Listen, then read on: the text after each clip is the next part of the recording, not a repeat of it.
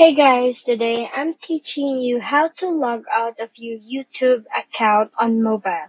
Whether you're switching accounts or just want to sign out completely, let's get straight into it.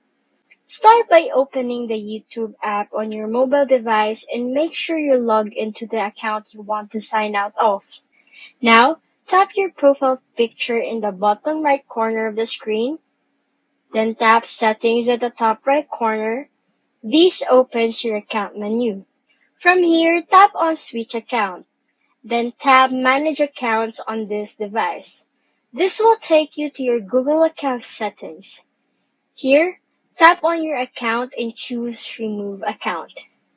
This doesn't delete your account, it just logs out of YouTube and other Google apps on the phone. And that's it.